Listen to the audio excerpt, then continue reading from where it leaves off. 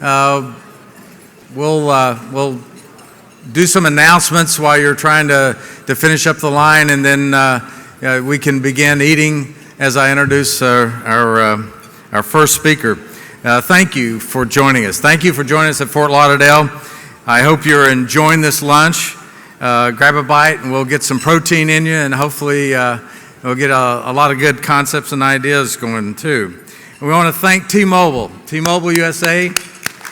Thank you for sponsoring today's luncheon, and also for sponsoring the panel, which will be coming up right after our honored guest speaker here in just a minute. But first, it's my sincere pleasure to welcome our first keynote speaker of the 2015 Annual Competitive Carriers Convention, Commissioner Mike O'Rielly. Now, having served as a commissioner for the past 2 years, there's no doubt that Commissioner O'Rielly plays an important role in shaping the competitive policies at the FCC. And he's very familiar with CCA's policy issues, including USF, Mobile Fund 2, infrastructure policy, tower siting opportunities and challenges, and more. And he understands the importance and the need for a healthy, competitive mobile ecosystem. Commissioner O'Rielly spent several years working on Capitol Hill and brings a unique Hill perspective to the FCC, and we all know that that unique perspective is very valuable in Washington. And on a personal note, I would like to say I've known Mike O, as we affectionately always called him, Mr. Commissioner now. When he worked as counsel on the House Energy and Commerce Committee, he worked on some landmark legislation, the 96 Act. Most people forget that we didn't have a 911, universal 911 number, legislation that we enacted when Mike was on the House Energy and Commerce Committee. And then he went to the upper body later, the Senate.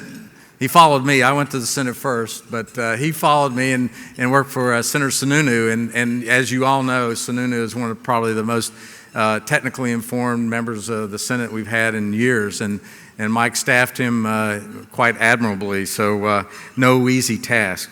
In the Senate, he, I guess you would call him a true policy wonk, and we are grateful for that. And I can say without hesitation that the nation is extremely lucky to have Mike O, Commissioner O'Rielly, as commissioner. And without further ado, let me welcome Commissioner Mike O'Rielly, and let's give him a big warm welcome. Thank you.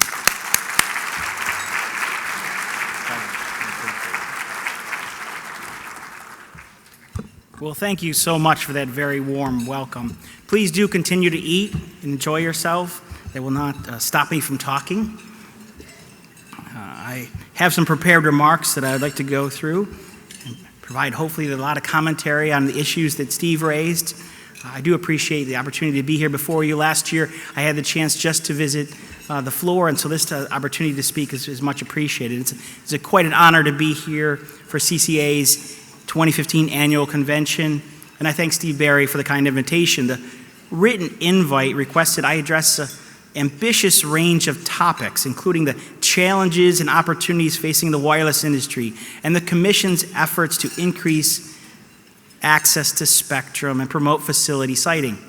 In the world of wireless, that's just about everything but the kitchen sink. So let's just see how much I can cover in 15 minutes.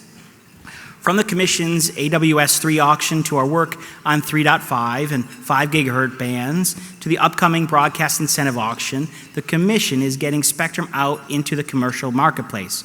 We've started a proceeding to consider the future use of millimeter waves above 24 gigahertz. This past work, though, is all well and good, but we must develop more spectrum bands for future use.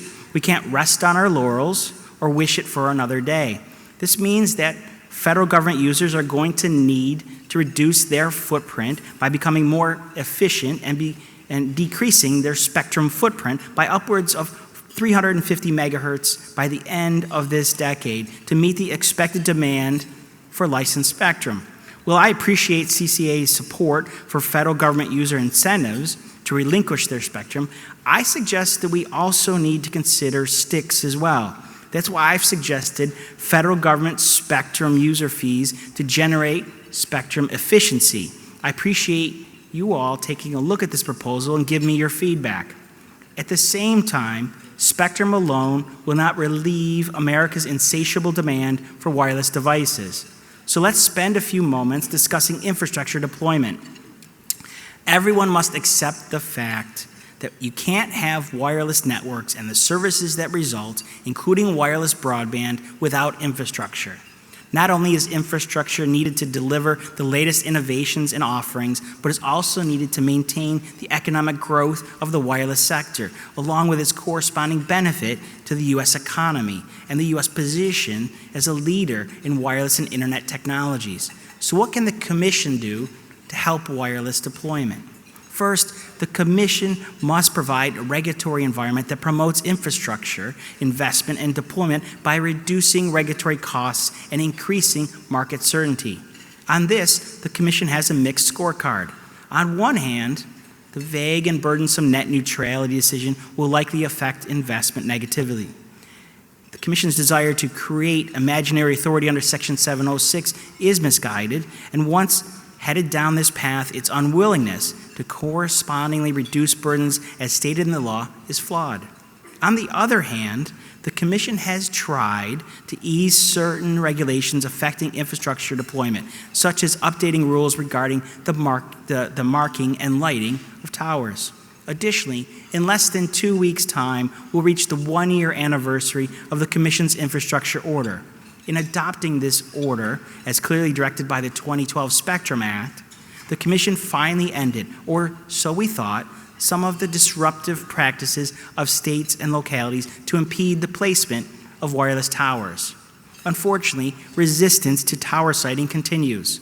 Some localities continue to place roadblocks in front of infrastructure deployment. For example, on the other side of this state, a company relied on a permit it received from Destin, Florida, to build 2 small cell towers on a right-of-way, only to have the locality backslide and create new hurdles. After some unnecessary delay and hand-wringing, the City Council met to consider the fate of the towers and ultimately ruled that the towers must be taken down. Even worse, it was decided that no small towers can be placed on city rights-of-way. In doing so, it also rejected the options of alternative sites or disguising the towers as palm trees. One councilwoman is reported to have said, "Personally, I'm opposed to any cell towers at that location." To me, that's simply outrageous. Other localities and the relevant associations that represent them should get active in this case because it provides all of them a black eye. In the near term, wireless providers need to install thousands of new facilities to provide service and meet capacity needs, relieve congestion, and expand coverage areas. Accomplishing this task, however, requires cooperation, not unnecessary hindrances and mounds of paperwork from local governments.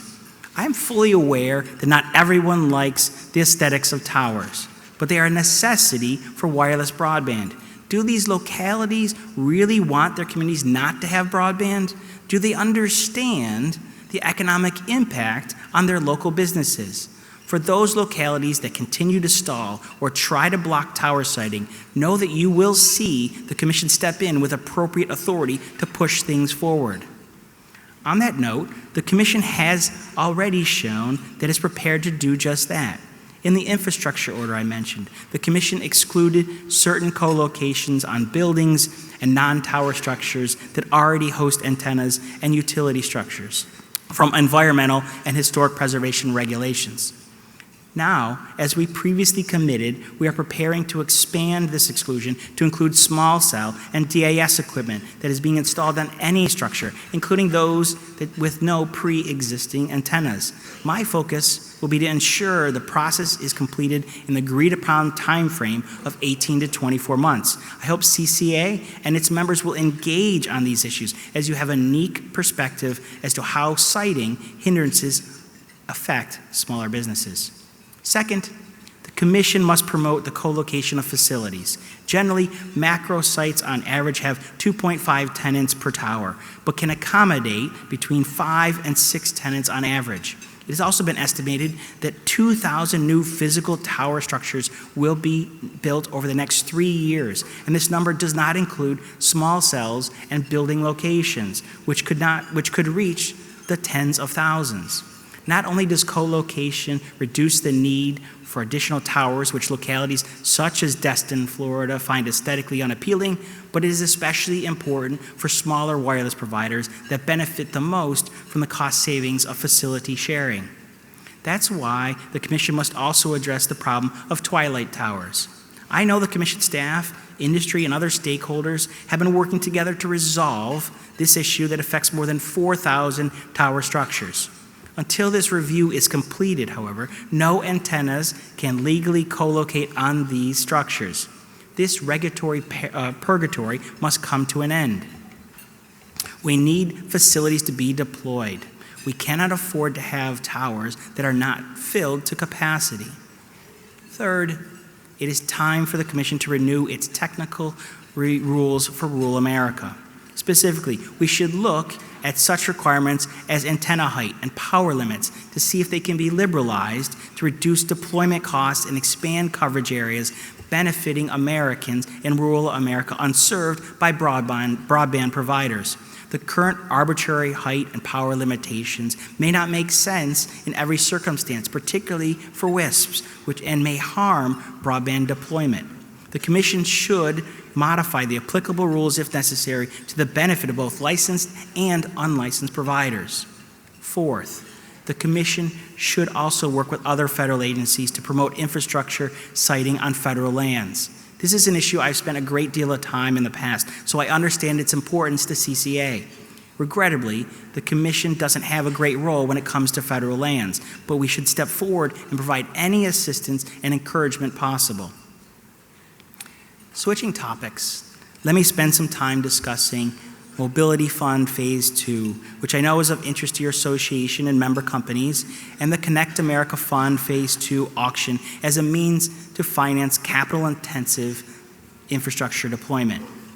When the Commission adopted Mobility Fund in 2011, which predated my arrival at the Commission, it was seen as a way to transition from the old identical support rule to a new structure that would support a single wireless provider in areas that needed it the most.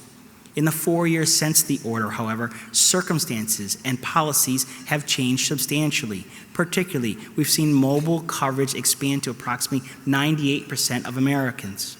Accordingly, it should not come as a surprise that last year, the FCC sought comment on narrowing the scope of any future Mobility Fund efforts and reallocating some of the funding to other programs. Since then, there's been very little discussion about completing Mobility Fund Phase 2, which leads me to believe that it's unlikely to happen. For those of you seeking a fund, however, you should be fully aware that even if it were created, it is unlikely to look anything previously envisioned. During the last few years, the Commission has continued to make policy changes to its high-cost programs generally, and those would likely apply here as well. In particular, areas that are overlapped by an unsubscribed competitor are ineligible for support. Numerous census blocks and otherwise high-cost areas of price cap carrier territory were excluded when the Commission offered support earlier this year. Even rate of return areas, which had been seen as the harder case, are subject to the overlap rule. The Commission recently issued a list of areas that are completely or almost entirely overlapped and therefore could lose support. There will be a challenge process to ensure that the data is accurate, but support will be phased out in those overlapped areas. With nearly all of the nation covered by large wireless providers, the areas eligible for a Mobility Fund will be considerably fewer than just a few years back. I recognize that larger carriers may not serve every location in an area, but that won't end the discussion. Instead, that is viewed as a factual matter to be resolved through the challenge process. I also understand the argument that without ongoing support, service in areas that are currently covered could diminish. That is what some have termed the rusty tower problem. However, most of the expense is in the installation of the tower and the initiation of service rather than in the ongoing maintenance of them. Therefore, I still expect that the Commission's focus will remain on targeting support to those areas that are truly unserved. In addition to the overlap areas, the Commission has steadily increased the speed and usage requirements it expects of high-cost support recipients. For rate of return carriers and price cap carriers receiving model-based support, the Commission increased the speed requirement from 4.1 to 10.1. For providers that receive support in price cap areas through the auction, the Commission has already said that 10.1 standard will be insufficient. And in the rural broadband experiments, the Commission prioritized and allocated 75% of the funding to projects that could deploy a network capable of delivering 100 megs up and 25 down, and an offer at least one service plan that could provide 25.5 to all locations. In addition to speeds, the Commission has also increased usage allotments. In 2013, the Commission set a usage allowance of 100 gigabytes for price cap carriers accepting model support. In the rural broadband experiments, the Commission prioritized projects that could provide 250 gigabytes or even unlimited usage.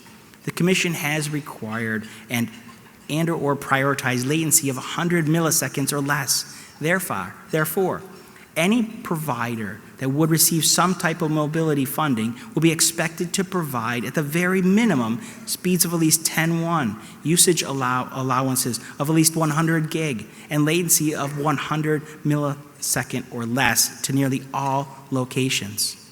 Of course, absent a mobility fund phase 2, legacy support is frozen at 60% of what it was in 2011, or approximately $600 million. That support still funds multiple providers in some places. Additionally, there are no broadband build-out associated obligations with the support, since it was intended as a temporary bridge to the new program that would include such obligations. These practices cannot continue. That's not to suggest that there is no role for wireless in universal service going forward. Far from it. Parts of at least 20 states will be included in the Connect America Fund Phase 2 auction, and wireless may be the best option in some of those places. Therefore, I have been pushing to ensure that the auction is structured in a technology-neutral way, with the goal of maximizing coverage in a cost-effective manner. But I need your attention and assistance to help make sure that happens. Unfortunately, I am constrained on what I can say because we have an item pending before us on the subject.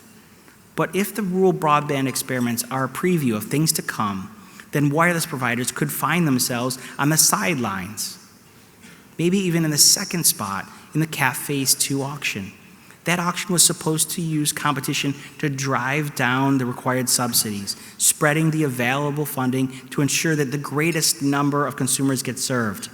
The way to do that is to let all providers that can meet the universal service speed and other performance requirements compete directly against each other.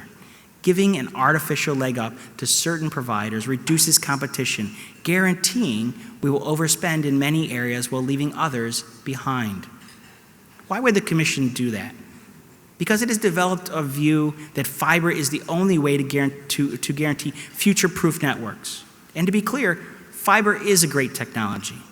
But I've also spoken with consumers in more rural parts of America that think that their local WISP provides an outstanding service. And I've also seen reports of what 5G could deliver.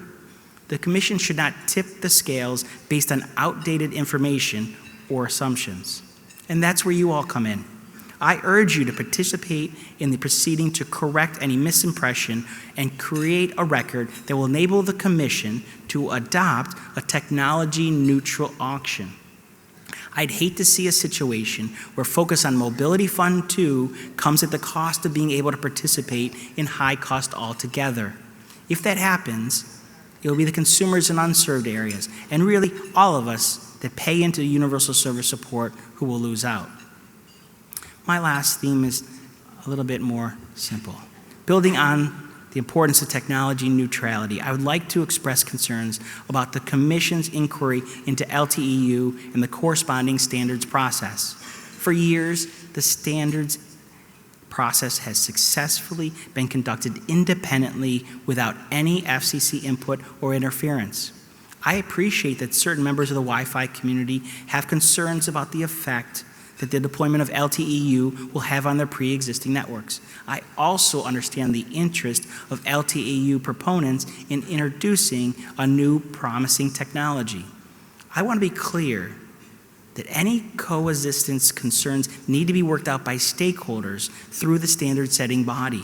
Not only must the Commission be very careful that it does not either intentionally or unintentionally put itself in the position where it influences or sets standards, but it also should not be taking sides with various stakeholders in the midst of the process or have any say about what technologies should or should not be deployed. Doing so will only delay innovation and the deployment of future networks. So I want to thank you very much for having me today and listening to my thoughts on issues affecting the wireless industry. Going forward, I'd be very interested in hearing all your suggestions you may have about ways to increase investment and broadband deployment, while decreasing the burdens on building out networks. No idea is too small or significant. I make myself available, and my staff as well, to get your suggestions into us. We will consider and contemplate every idea that's put before us. So with that, I want to thank you very much, and hopefully you're able to finish your lunch in peace. So thank you.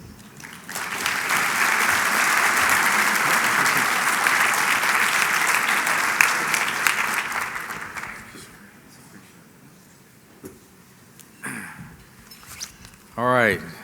Thank you, Commissioner O'Reilly.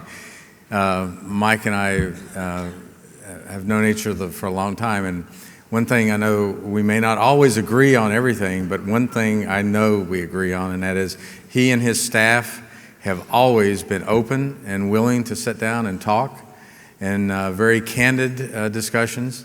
And you can't ask for more than that, and we do appreciate it, Mike. Thank you so very much. We certainly also have our work cut out for us, especially on the USF and Mobility 2 Fund, and thank you for bringing that to our attention. We know you have a busy schedule, so if you'd like, get you something to eat, Mike. I'll try to join you here in just a minute, but now we got a panel coming up here, and now we can start moving the panel guests up here while I sort of introduce Maggie. The next